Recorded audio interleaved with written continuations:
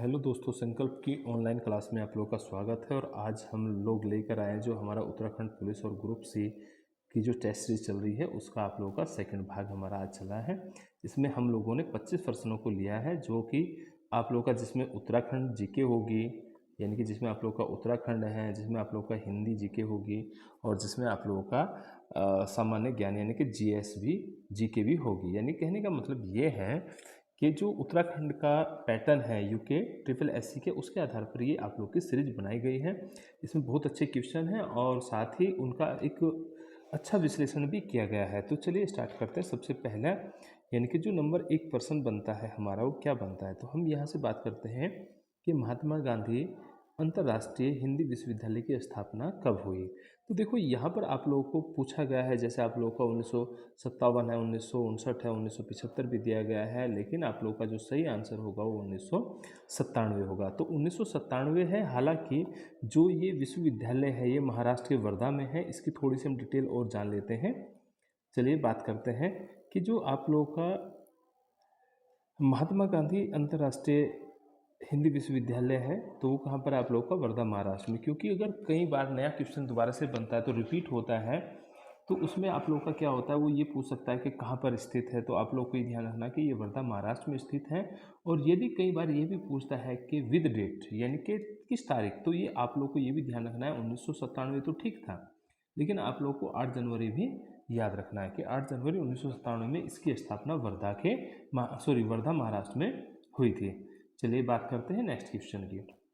अब हमारा जो नेक्स्ट क्वेश्चन है वो नंबर 2 में हम लोग देखेंगे कि यहाँ पर आप लोगों को दिया गया है कि पश्चिमी पहाड़ी भाषा के अंतर्गत कौन आता है। तो इनमें से आप लोगों को ध्यान रखना है। देखो ये प्रदेश दिए गए हैं कि कौन सा प्रदेश आप लोगों का पश्चिमी पहाड़ी भाषा क्षेत्र के अंतर्गत आता है। जैसे सिरमौर है, जैसे आप लोगों का जौनसार है, जैसे आप लोगों का शिमला है, या सभी है। तो आप लोगों को ये ध्यान रखना है कि जो पश्चिमी पहाड़ी है, जो पश्चिमी पहाड़ी क्षेत्र है वो आप लोगों का कौन सा हिमाचल वाला क्षेत्र है और हिमाचल से लगा हुआ बॉर्डर है। तो यहाँ आप लोग ऐसे भी आ रख सकते हैं कि सिरमौर हिमाचल का है, शिमला हिमाचल का है, और जो आप लोगों का हिमाचल से लगा हुआ हमारा देहरादून का जौनसार क्षेत्र भी लगा हुआ है। तो इसीलिए आप लोगों का इसका जो आंसर होगा वो क्या होगा, सभी होगा। ठीक है। हालांकि इसके बारे में हम लोग डिटेल देखते हैं क्योंकि हम लोगों को ये भी पता है कि जो आप लोगों का ये पहाड़ी भाषा है पश्चिम, तो उसे आप लोगों ने मतलब उसे हम लोगों ने कितने 3 भागों में विभक्त किया है। देखो ये मैंने आप लोगों को बता दिया है।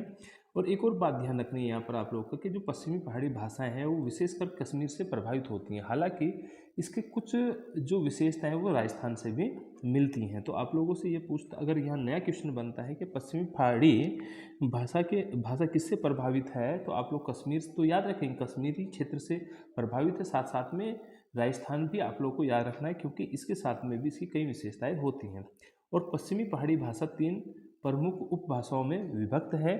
तो आप लोग ये याद रख सकते हैं कि पहाड़ी भाषा की 3 उपभाषाओं में से एक ये कौन है, पश्चिमी पहाड़ी है। तो जैसे आप लोग का 3 पहाड़ी भाषा की 3 शाखाएं कौन कौन सी हैं, उप शाखाएं, जैसे पूर्वी पहाड़ी है, मध्यवर्ती पहाड़ी है और आप लोग का पश्चिमी पहाड़ी है। यानी कि नया क्वेश्चन अगर यहाँ से बनाया जाए तो ये बन सकता है कि जो आप लोग का पहाड़ी भाषा की 3 उपभाषाएं कौन कौन सी हैं, तो पूर्वी पहाड़ी, मध्यवर्ती पहाड़ी और पश्चिमी पहाड़ी। इनके अंदर से हमने आप लोगों से क्वेश्चन पूछा था। तो यहाँ आप लोगों से जो प्रश्न पूछा गया वो ये पूछा गया था कि पश्चिमी पहाड़ी के अंतर्गत कौन आती है। तो हमने जैसे कहा कि पश्चिमी पहाड़ी में कौन आएगा, हिमाचल आएगा, और उत्तराखंड का जौनसार क्षेत्र भी आता है। तो इसीलिए आप लोग को सिरमौर और वहाँ पर शिमला और जौनसार क्षेत्र सही दिखाया गया है। जबकि मध्यवर्ती और पूर्वी पहाड़ी में आप लोगों की कुमाऊनी और गढ़वाली भाषा भी आती हैं। तो ये आप लोग को ध्यान रखना है कि पूर्वी पहाड़ी और मध्यवर्ती पहाड़ी में कौन कौन सी भाषा आती हैं आप लोगों की, कुमाऊनी और गढ़वाली। क्योंकि उत्तराखंड की दृष्टि से तो आप लोगों को ध्यान रखना है कि गढ़वाली और कुमाऊनी किसके अधीन आती हैं, तो ये पूर्वी पहाड़ी है। लेकिन यहाँ भी आप लोग देखेंगे कि मध्यवर्ती पहाड़ी में भी कुमाऊनी गढ़वाली बोली जाती हैं। जबकि यहाँ पूर्वी पहाड़ी में आप लोग का नेपाली क्षेत्र भी, आप लोग का नेपाली भी बोली जाती है। तो ये भी आप लोग को ध्यान रखना है। क्योंकि अगर नेक्स्ट में आप लोगों से पूछता है कि भाई राज्य में हमारी जो क्षेत्रीय भाषाएं वो गढ़वाली और कुमाऊनी है, तो गढ़वाली और कुमाऊनी किस पहाड़ी के अंतर्गत आती हैं, तो ये पूर्वी और मध्यवर्ती दोनों के अंतर्गत आती हैं। चलिए नेक्स्ट में बात करते हैं नेक्स्ट क्वेश्चन की। तो यहाँ पर आप लोगों को दिखाया गया है कि हिंदी क्षेत्र, देखो यहाँ पर आप लोग को दिखाया गया है कि हिंदी क्षेत्र की बोलियों में एकमात्र बोली जो 8वीं अनुसूची में शामिल है। देखो ये 8वीं अनुसूची की बात हुई है, तो 8वीं अनुसूची किसके लिए आप लोगों का बाउंडेड है, तो हमें ये पता है कि ये आप लोगों की भाषा के लिए बाउंडेड है।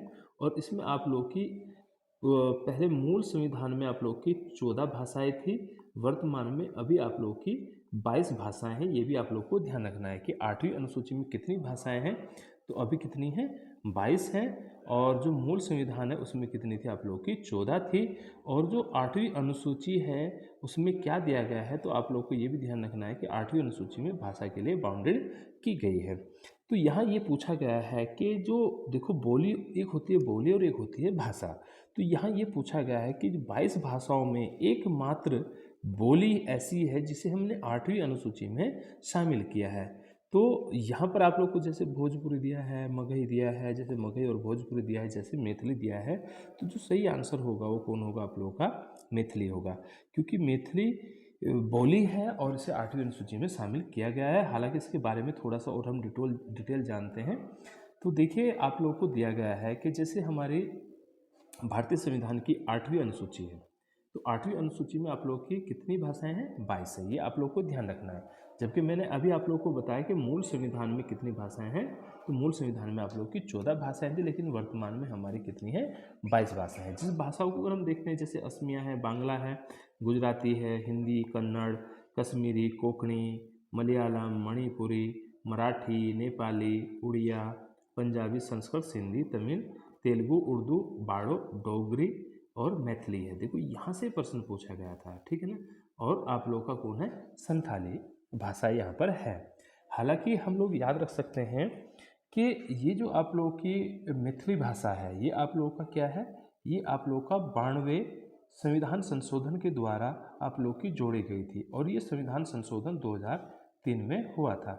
आप लोगों से ये भी पूछा जा सकता है, हालांकि उस समय 4 भाषाओं को जोड़ा गया था, ठीक है ना। वो 4 भाषा जोड़ने वाली कौन थी, ये सबसे लास्ट में जोड़ी गई भाषा थी, जिसमें बोडो है, डोंगरी है, मैथिली है और संथाली है। लेकिन इनमें एक भाषा जो प्रश्न जहाँ से पूछा गया है वो कौन थी, मैथिली थी। तो ये भी आप लोगों को ध्यान रखना है कि हिंदी ये 8वीं अनुसूची में शामिल भाषाओं में सबसे अंत में जो शामिल हुई भाषा थी वो कौन कौन सी, वो 4 हैं। और जैसे हमने यहाँ से बताया, इसमें मैथिली कौन है, एकमात्र कैसी भाषा है, ये एक बोली है। और ये 92वें संविधान संशोधन 2003 के द्वारा जोड़ी गई थी, ठीक है। चलिए नेक्स्ट क्वेश्चन को देखते हैं। तो नेक्स्ट क्वेश्चन आप लोगों का दिया है क्वेश्चन नंबर 4। तो क्वेश्चन नंबर 4 में आप लोगों को दिखाया गया है कि जो 9वां, देखो यहाँ ध्यान देंगे, यहाँ पर आप लोगों को कहा गया है कि जो 9वां विश्व हिंदी सम्मेलन है, यानी कि 9वां विश्व हिंदी सम्मेलन दिवस कब आयोजित किया गया है। यानी कि जो 9वां यहाँ पर आप लोगों का, क्योंकि हम लोगों को ये पता है कि अभी तक हमारे 12 हिंदी सम्मेलन हो रखे हैं, तो उनमें से एक आप लोग का सम्मेलन पूछा है जिसका नंबर 90 नंबर का पूछा गया है। तो यहाँ पर आप लोगों को डेट दी गई है 22 से 24 सितंबर 2012 और 28 से 30 अगस्त 2012 और 28 से 30 सितंबर 2012। यानी कि देखो आप लोगों को ये तो साल तो आप लोगों को पता हो सकता है कि 2012 में आप लोगों का 9वां विश्व हिंदी सम्मेलन हुआ, लेकिन वहाँ पर आप लोगों को क्या पूछा गया है, डेट भी पूछी गई है, क्योंकि आप लोगों को तारीखें याद होनी चाहिए। तो यहाँ पर आप लोगों का जो सही आंसर इसका होगा वो कौन होगा, आप लोगों का ए होगा। यानी कि 22 से 24 सितंबर 2012 को विश्व हिंदी सम्मेलन नंबर 9 हमारा आयोजित किया गया था। तो सही आंसर कौन होगा, ए होगा। चलिए नेक्स्ट क्वेश्चन को की बात करते हैं। नहीं, इसके बारे में थोड़ी डिटेल जान लेते हैं। देखो हालांकि यहाँ पर आप लोग को जो विश्व हिंदी सम्मेलन उनकी सूची दी गई है, इनमें से आपको पढ़ना मुख्य तौर पर, वैसे तो आप लोग को पूरे के पूरे पढ़ने हैं 12 के 12, लेकिन इसमें जो पहला है विश्व हिंदी सम्मेलन पहला है वो आप लोगों का 10 से 14 जनवरी को नागपुर भारत में हुआ था। ये इसलिए भी इम्पोर्टेंट है, देखो ये भारत में होने वाला पहला है और ये पूरे विश्व का भी पहला है। और पहला विश्व हिंदी सम्मेलन कहाँ पर हुआ, नागपुर। दूसरी कंडीशन, डेट क्यों इम्पोर्टेंट है, क्योंकि जो आप लोग 10 जनवरी है, तो 10 जनवरी को विश्व हिंदी दिवस के रूप में मनाया जाता है, ठीक है। क्योंकि इस दिन हमारा क्या है, विश्व हिंदी सम्मेलन स्टार्ट हुआ था, पहला विश्व हिंदी सम्मेलन की शुरुआत हो रही है। तो इसीलिए आप लोगों को ये भी ध्यान रखना है कि 10 जनवरी को आप लोगों का विश्व हिंदी दिवस भी के रूप में मनाया जाता है, ठीक है ना। विश्व हिंदी दिवस के रूप में मनाया जाता है किसे, आप लोग का 10 जनवरी को। हालांकि दूसरा अगर हम देखते हैं तो ये आप लोग का 28 से 30 अगस्त तो 1976 पोर्ट लुइस मॉरिशस में हुआ था। तीसरा आप लोग देखते हैं तो आप लोग का 28 से 30 अक्टूबर नई दिल्ली भारत में हुआ था। तो अगर आप लोग वैसे तो आप लोग को पूरे के पूरे याद होने चाहिए, अगर आप लोगों को पूरे याद नहीं होता है तो आप लोग को ये ध्यान रखना है सबसे अधिक कहाँ हुए हैं या भारत में कितने हुए हैं। देखो भारत में जब दूसरा हो रहा था तो ये विश्व हिंदी सम्मेलन तीसरा था, लेकिन भारत की दृष्टि से अगर हम देखें भारत में होने वाला है दूसरा है, ठीक है ना। पहला नागपुर में हुआ, दूसरा मॉरिशस में है, तीसरा आप लोगों का नई दिल्ली भारत में, लेकिन भारत की दृष्टि से आप लोगों का दूसरा है। और यहाँ पर भी आप लोगों को देखो प्रत्येक सम्मेलन के साथ में आप लोगों को डेट दी गई है। तो यहाँ पर आप लोगों का देखेंगे तो कि जो चौथा है, चौथा विश्व हिंदी सम्मेलन कब हुआ, 2 से 4 सितंबर 1993 पोर्ट लुई मॉरिशस में हुआ था। पांचवा आप लोगों का हुआ था 4 से 8 अप्रैल में हुआ था, ये पोर्ट ऑफ स्पेन में हुआ है। छठा आप लोगों का कहाँ है, 14 से 18 सितंबर 1999 को हुआ था, आप लोगों का लंदन में हुआ था। उसके बाद सातवां विश्व हिंदी सम्मेलन कब है, आप लोगों का 6 से 9 2003 सूरीनाम में हुआ है। और आप लोगों का आठवां है 13 से 15 2007 में, यानी कि न्यूयॉर्क में हुआ है। उसके बाद अगर हम लोग देखते हैं कि जो नौवां, जो आप लोगों से पूछा गया था, तो नौवां कौन सा है हमारा, आप लोगों का 22 से 24 सितंबर 2012 में कहाँ पर हुआ था, ये जोहान्सबर्ग दक्षिण अफ्रीका में हुआ था, ठीक है ना।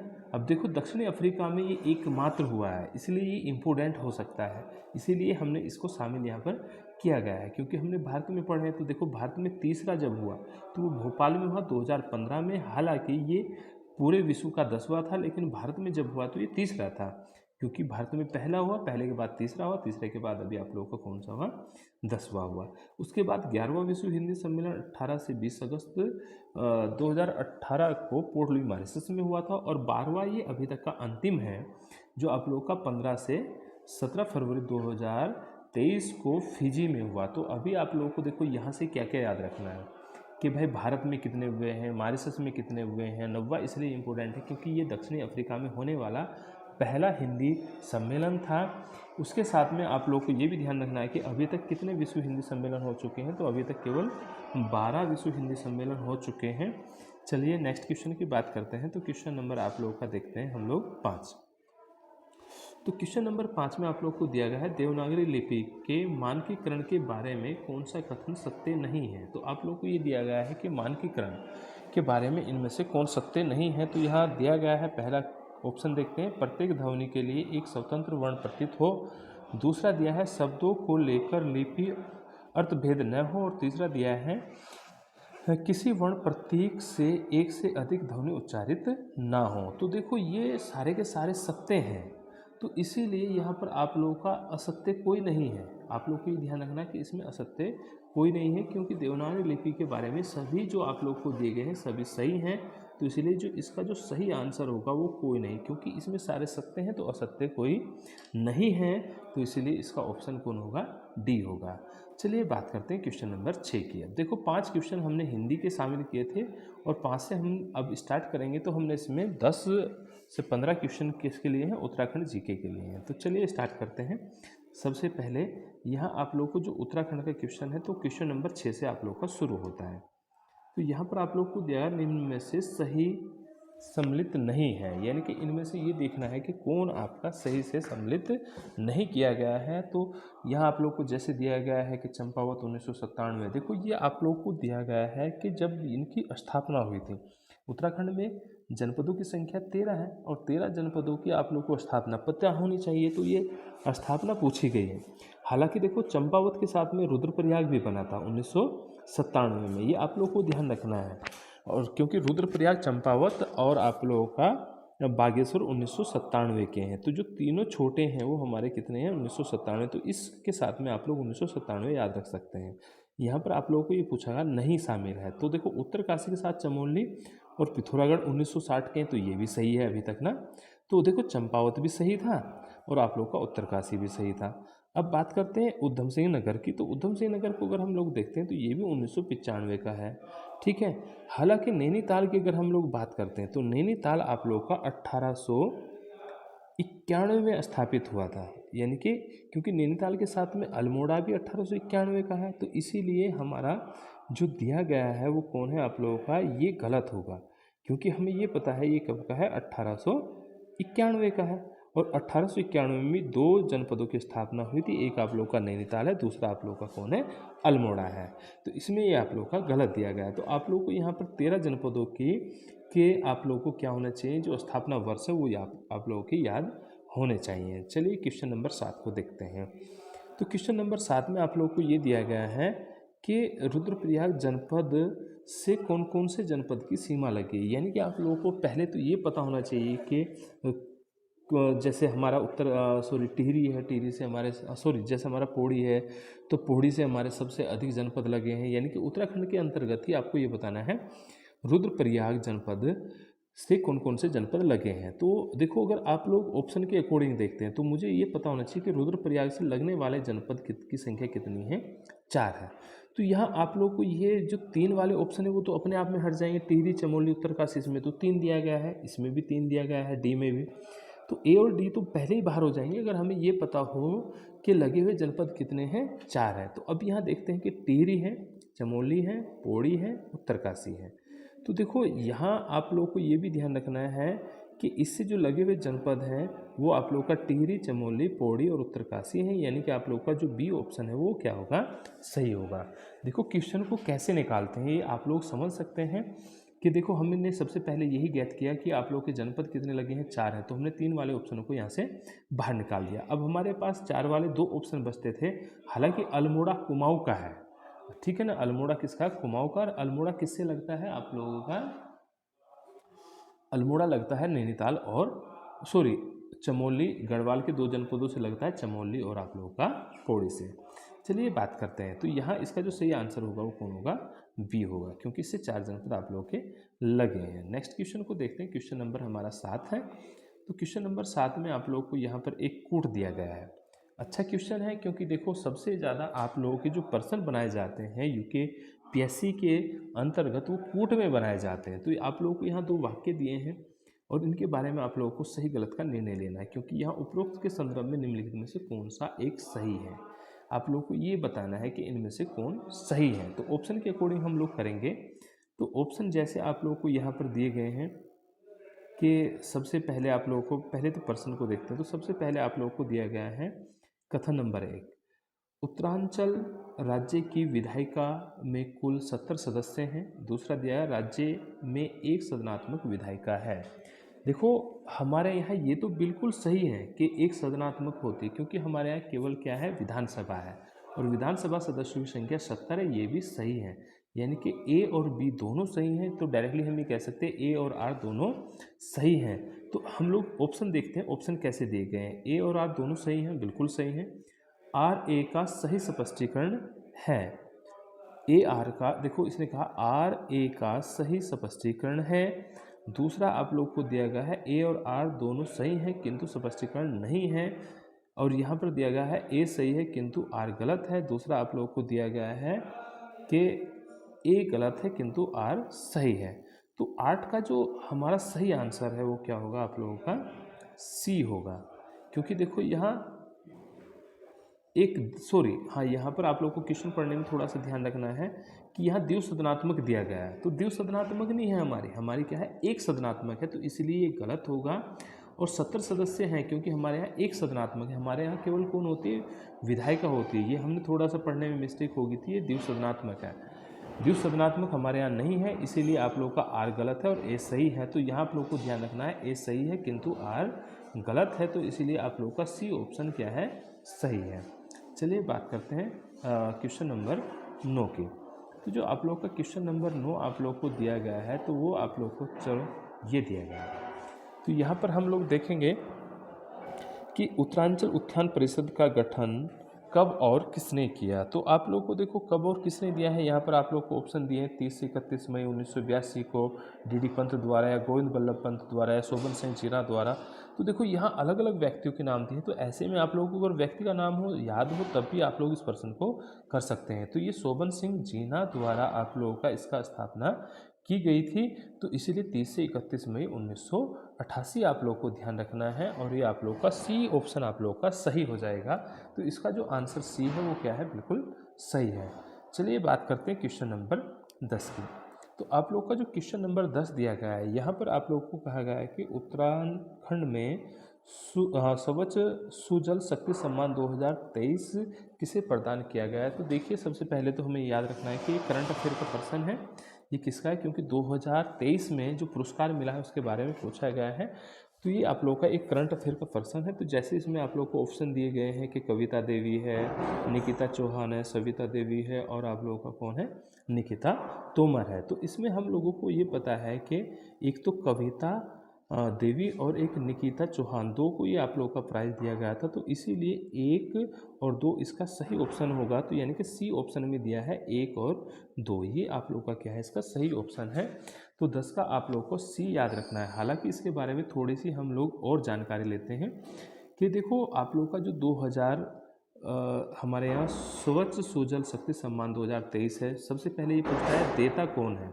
तो अगर देने की बात होगी तो भारत सरकार द्वारा जल शक्ति मंत्रालय द्वारा ये पेयजल स्वच्छता विभाग द्वारा दिया जाता है। तो यहाँ पर आप लोग को ये ध्यान रखना है कि आप लोगों का बागेश्वर की जो जो सविता देवी है वो कहाँ की है? बागेश्वर की हैं। और जो आप लोगों की निकिता है वो कहाँ की हैं? आप लोगों की देहरादून की हैं। तो ये देहरादून की, इन्होंने अपने अपने अपने गांव में खुले में शौच से मुक्ति के लिए जो प्लान लगाया था उसमें आप लोगों को इनको सम्मान दिया गया है।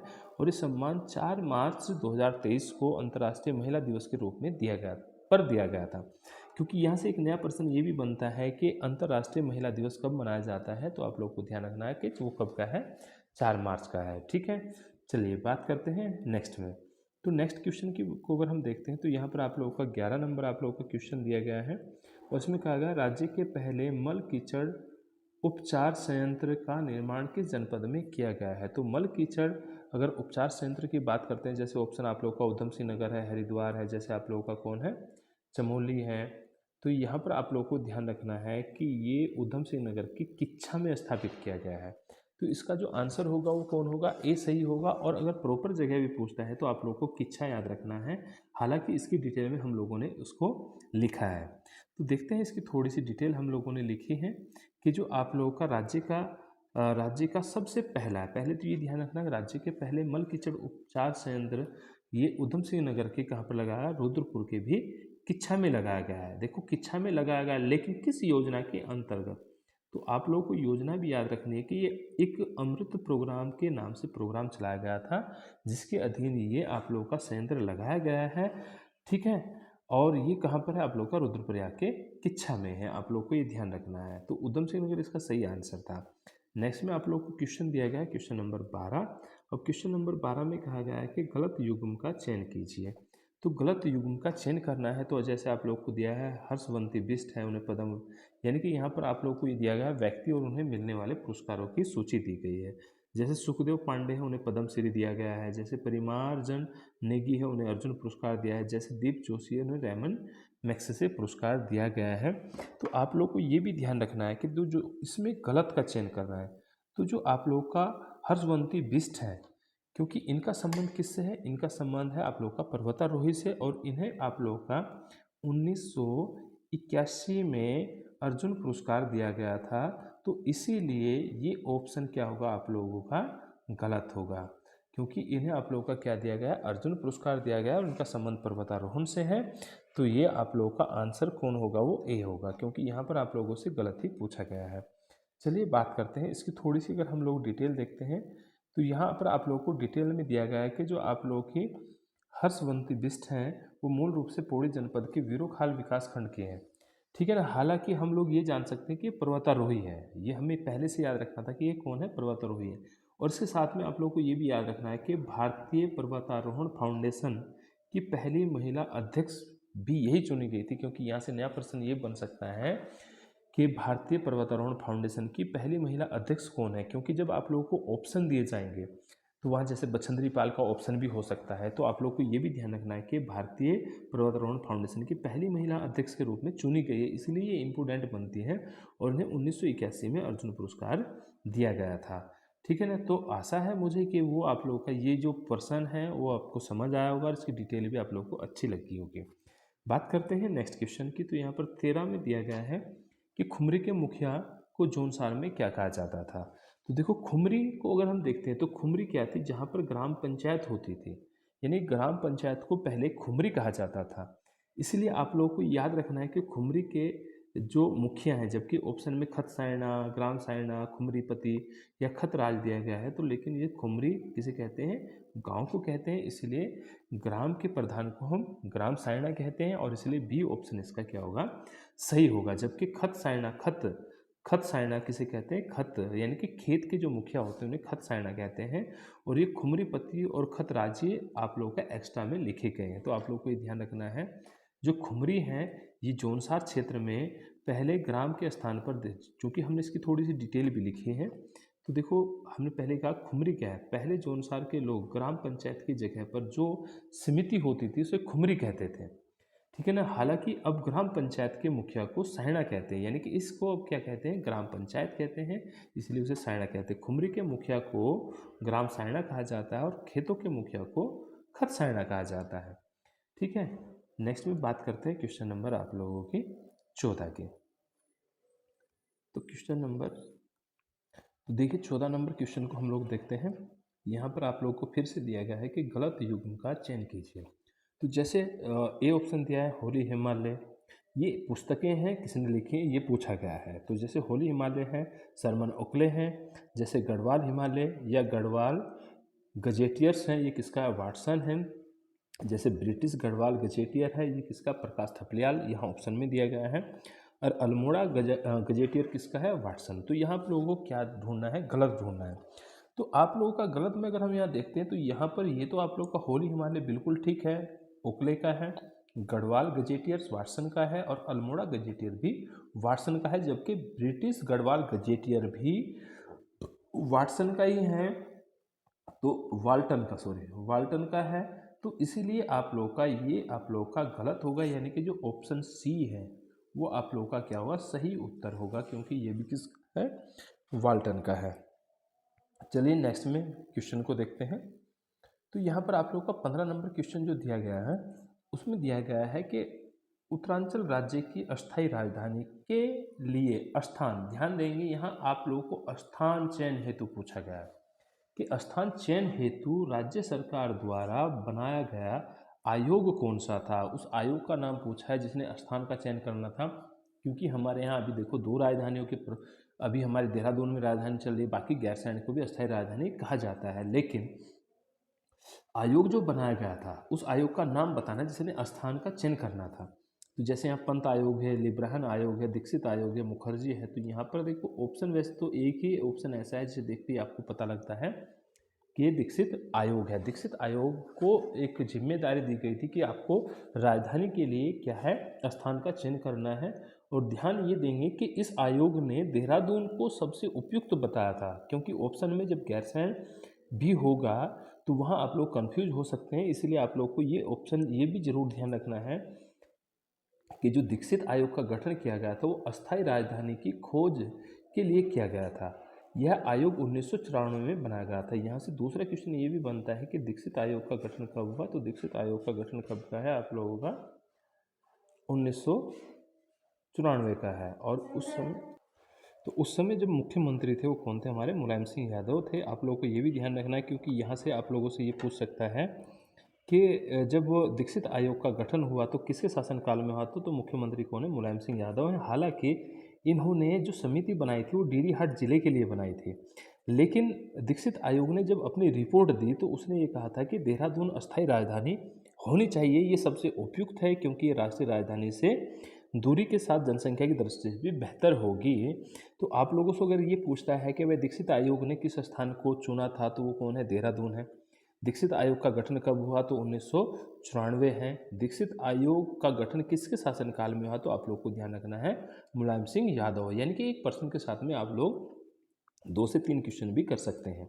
चलिए नेक्स्ट क्वेश्चन देखते हैं। तो यहाँ पर क्वेश्चन नंबर आप लोग का 16 दिया है, जो आप लोग का इकोनॉमिक्स से है, यानी कि अर्थशास्त्र से दिया है। यहाँ से आप लोग की जीके स्टार्ट हो जाती है। तो जो जीके हैं, जीके में आप लोग को यहाँ दिया गया है कि आत्मनिर्भरता किस पंचवर्षीय योजना का उद्देश्य था। देखो अभी हमारे यहाँ योजना आयोग चलता है, क्योंकि योजना आयोग 2014 से आया है, और 2014 से पहले हमारा क्या चलता था, योजना आयोग चलता था, जबकि योजना आयोग 1951 से शुरू हुआ है।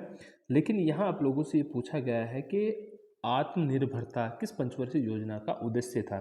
तो जैसे ऑप्शन में पहला दिया है, दूसरी दिया है, तीसरी दिया है, चौथी दिया है, तो ये आप लोगों को याद रखना है कि चौथी पंचवर्षीय योजना इसका सही आंसर है, क्योंकि चौथी पंचवर्षीय योजना में हमने आत्मनिर्भरता को रखा था। हालांकि इसकी थोड़ी सी हम डिटेल देखते हैं, हम चार ही देखेंगे। हालांकि अभी अगर पंचवर्षीय योजना देखते हैं तो टोटल पंचवर्षीय योजना आप लोगों की कितनी हुई है, अभी 2014 तक आप लोगों की 12 हुई हैं। लेकिन इसके बारे में हम लोग थोड़ी सी डिटेल जानते हैं कि जैसे आप लोगों की पहली पंचवर्षीय योजना पूछता है तो कब से कब चली, तो पहली पंचवर्षीय योजना 1951 से 1956 है, यानी कि पंचवर्षीय मतलब 5 वर्ष। पंचवर्षीय मतलब क्या था, आप लोगों का 5 वर्ष का कार्यकाल ये 5 वर्ष के लिए चलाई जाती थी।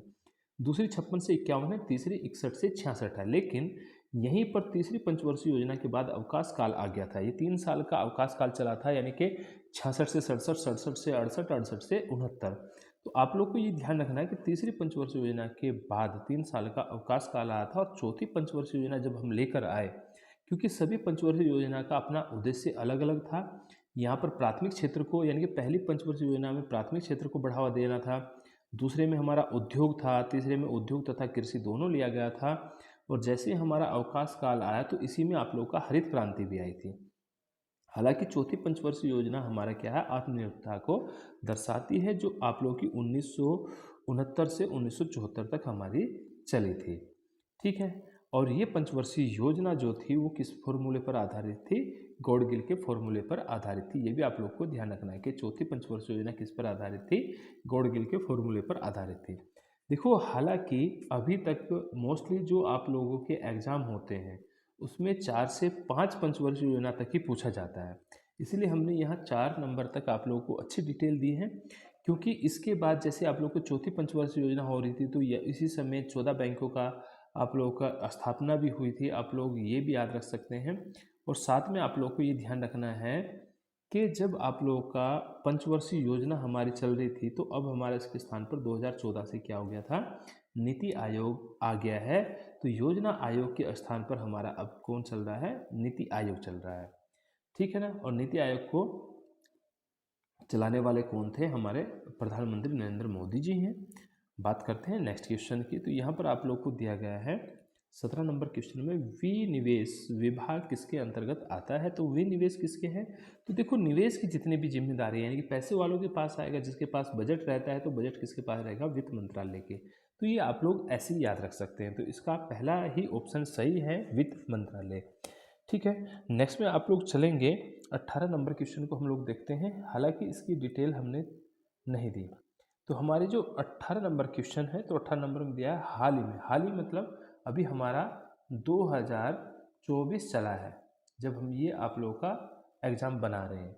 हालांकि करंट में 2023 को भी हमने शामिल किया है। तो यहाँ पर पूछा गया है कि हाल ही में किस राज्य ने स्मार्ट शिक्षा योजना लॉन्च की है।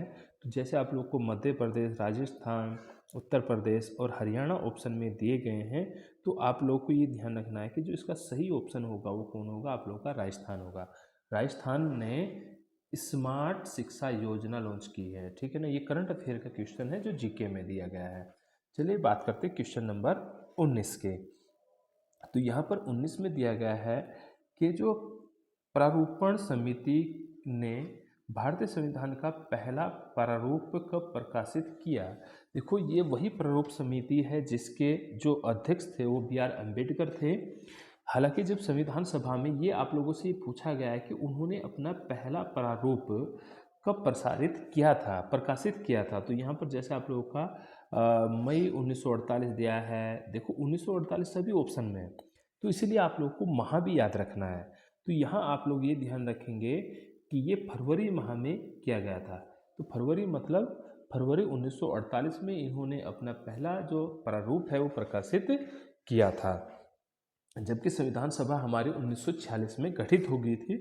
उसके बाद सभी समितियां अलग अलग बन रही थी और जो प्रारूप समिति है उसमें जो सदस्य हैं उनकी संख्या 7 थी। नेक्स्ट क्वेश्चन को हम देखते हैं। क्वेश्चन नंबर हमारा कौन आता है, 20 है। तो क्वेश्चन नंबर 20 में हम लोगों को दिया गया है कि निम्न कथनों पर विचार करें। तो यहाँ पर फिर से कथन दिए गए हैं। देखो, ये एक इतिहास से क्वेश्चन लिया गया है, और इतिहास में भी जब आप लोगों का आधुनिक भारत चल रहा था तब की शायद ही तब की हमारी क्वेश्चन है। तो यहाँ आप लोग देखते हैं के कथनों पर विचार करें। पहला जो कथन दिया गया है वो यहाँ पर आप लोगों का दिया गया है कि 25 अप्रैल 1809 को चार्ल्स मेटकाफ और महाराजा रणजीत सिंह के बीच अमृतसर की संधि हुई।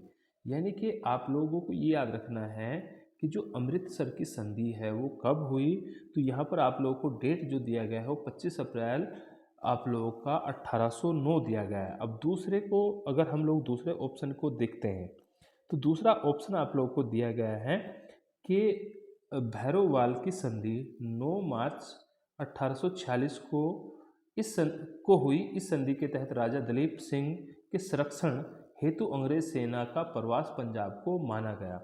देखो पहला कथन तो बिल्कुल सही दिया गया है, क्योंकि जो अमृतसर की संधि वो 25 अप्रैल 1809 को ही हुई थी और संधि में जो भाग लेने वाले थे वो मेटकाप और रणजीत सिंह थे। लेकिन दूसरी संधि में जो आप लोगों को डेट दी गई है ये 9 मार्च जो आप लोग को दी गई है, क्योंकि 9 मार्च 1846 को जो संधि हुई थी वो संधि का नाम था लाहौर की संधि। उसका नाम क्या है? लाहौर की संधि था। लाहौर आप लोगों को याद रखना है ये कब की है, ये है आप लोगों की 9 मार्च है और 9 मार्च 1800 आप लोगों की 46 है। तो 1846 9 मार्च को जो संधि हुई लाहौर की, जबकि यहाँ पर आप लोगों को ये भैरोवाल की दी गई है। और भैरोवाल की जो संधि हुई थी वो आप लोगों की हुई थी 22 दिसंबर को। तो 22 दिसंबर, हालांकि सन हमारा वही है 1846 ही, तो इसीलिए ये ऑप्शन गलत होगा। यानी कि कथन एक सही है किंतु कथन दो गलत है। तो हम लोग ऑप्शन में देखते हैं ऐसा कहाँ पर दिया गया है। तो देखो यहाँ पर दिया गया है कि कथन एक सही है किंतु कथन दो गलत है, तो इसीलिए हमारा जो आंसर होगा वो कौन होगा? डी होगा। ठीक है ना, आंसर हमारा कौन है? डी है। अब इसके साथ देखो आप लोग को 3 संधि याद हो जाएंगी। सबसे पहले तो अमृतसर की संधि 25 अप्रैल 1809 किस किस के बीच हुई? मेटकाप और रणजीत सिंह के बीच हुई। उसके बाद भैरोवाल की संधि 22 दिसंबर 1846 को हुई। इस संधि के तहत जो राजा दिलीप सिंह थे उनके संरक्षण में अंग्रेजी सेना कहाँ रहेगी? पंजाब में।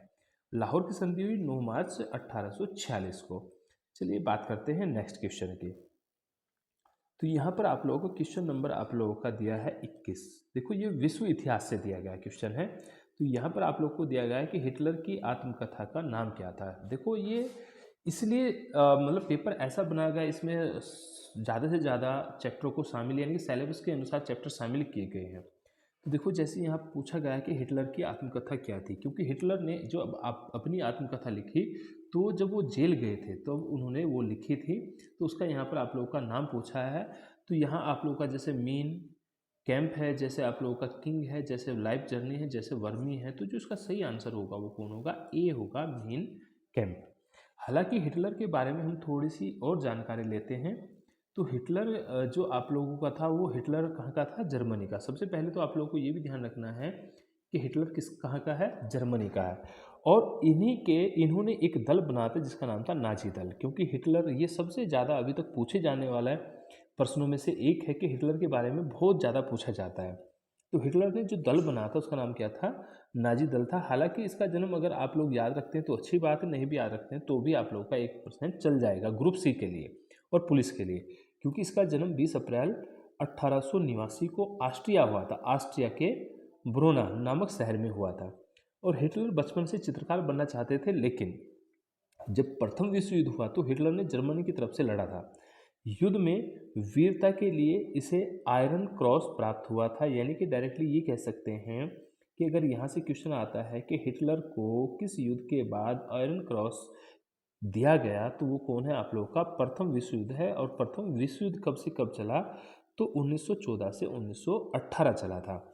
और हिटलर कहाँ से लड़ रहे थे? जर्मनी की ओर से लड़ रहे थे।